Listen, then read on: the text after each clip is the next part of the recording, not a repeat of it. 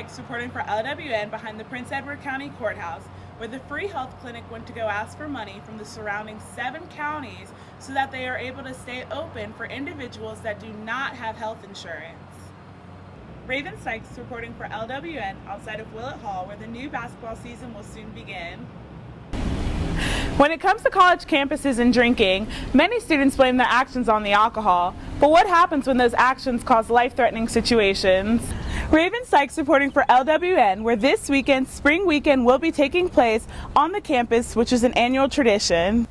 Ravynn Sykes reporting outside Greenwood Library on their new one-point system. Thanks, guys. I'm outside behind Lancer Park North at the groundbreaking event for the new Environmental Science Building. Ravynn Sykes reporting for LWN on the utilization of these blue safety poles on Longwood University's campus and student safety concerns. Ravynn Sykes reporting on Longwood University's campus about BandFest and the upcoming changes. BandFest is an annual event that is hosted by the Longwood University organization WMLU. It is an event that is not only for Longwood University students, but also involves the Farmville community. It is hosted behind the Langford Student Union and usually consists of 7 bands for 7 hours of live music. Jake King explains the process of how headliners such as this year's band Soja are selected. It's a little bit of a different story for each one. I mean, our headliner this year, Soja, that was a band that was thrown around really early on by pretty much everyone. And we worked with the booking agent who helped us get the right price for them. They've been requested for years. With some of the other ones, it was kind of, we were given a list of bands that were available and went through a couple of votes with our committee and just made sure that everybody liked them. However, with Longwood University having plans to expand the campus, as stated in their Master 2020 plan, there will be construction underway where BandFest has been held in the past. Therefore, there is a possibility that it will be hosted on Eiler Field, behind the dining hall, but no permanent plans have been made. Keith Baldwin discusses Eiler Field rumors in the joint budgets. I feel like Eiler's really going to happen because they're doing renovations on Langford. So as far as I know, behind the student's going to be out of commission. Again, that's just tentative, of course. The budget stuff, however, we are working with LP. I'm in charge of the budget. We're working with LP. And we're going to be proposing a joint budget, hopefully cutting down on some funds like security and staging for BandFest, and then getting more funds somewhere else where we're going to need it. Student Government Association, or SGA's treasurer, Alex Julian, was unable to meet with us face-to-face, but he did reach out to us and let us know that SGA will be allocating around $9,000 for the event for necessities such as stages, lights, and security. In a little over a month, WMLU will be hosting their BandFest where hundreds will come.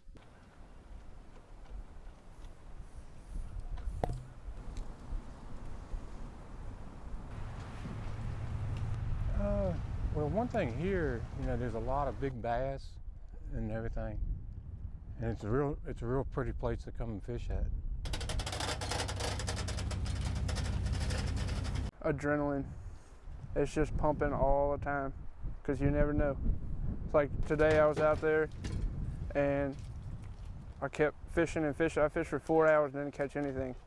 And next cast, I caught a big one. About 10 casts later, I caught a real big one.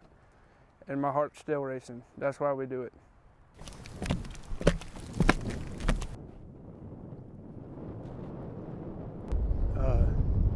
First thing, you got to keep a good eye on your rods, and especially it's hard to do when it's real windy like this because they move. A lot of times you can see when they pull on it real quick, and that's when you set the hook. Biggest catch?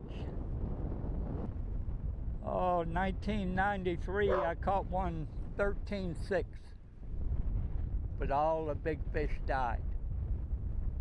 They just stocked this here 3 years ago. Well, the worst time we ever had was right out straight from the big pier there. We got stuck on a stump, and we were probably stuck for a good 3-4 hours and couldn't get off. And you're swamping the boat with water, almost flipping the boat over. It's just dangerous out there. Longwood University is not just a college campus, but is also part of the Farmville community. Therefore, when students decide to drink, they are not only affecting classmates, but also residents in the Farmville area. This week, the National Save a Life Tour visited from 9 a.m. to 6 p.m., educating students about the effects of alcohol. The event was sponsored by two Longwood University groups, Delta Zeta and Phi Mu Delta. Ronnie Brown, president of Phi Mu Delta, explains the cost. The Save a Life Tour costs a total of $3,800, which we receive from the EPA account of the SGA to pay for the event. Valerie Olohar, Risk Management Chair for Delta Zeta, explains the importance of having the organization come on campus, especially this week. It's not a surprise. A lot of college campuses celebrate Halloween, so we thought that would be appropriate to raise awareness of the effects of alcohol during this week in preparation for this weekend. With Longwood University being on PR Newswire's Top 100 Party Schools, the Save a Life Tour has relevance beyond Halloween weekend. The organization brought to life the consequences of drinking with the videos they played at the event. They also brought a driving simulation machine that was a main attraction. Clay Martin, a representative from the National Save a Life Tour, explains further. The way it's laid out, you have the car portion of the simulator, and everything works just like a normal car.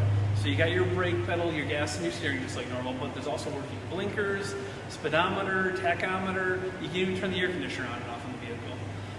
Up in the simulated world, you got your side and rear view mirrors, one on each screen. The three screens that wrap around you give you over 180 degrees of viewing angle, so that way you can watch out for other drivers on the road, some of which will be bad drivers. As you're driving along, we also have a thing that will announce DUI level increasing. That's where we put a delayed reaction into the brake pedal, the gas, and the steering. The higher the DUI level, the longer that delayed reaction gets, because when a person drinks, they get that same delayed reaction. When a person completes the simulated driving, Martin gives them the end result, such as how many curbs they went up on or how many cars they scratched. The individual also receives a fact sheet and a bracelet to remember the event. Ravynn Sykes reporting for Channel 365 News. Back to you at the studios. Warning, some of the photos may contain sensitive material. Yesterday at approximately 4:50 p.m., a deer was spotted trying to break into Ruffner through the back steps. Reports from eyewitnesses say the deer was banging its head on everything in that area for approximately 15 to 20 minutes.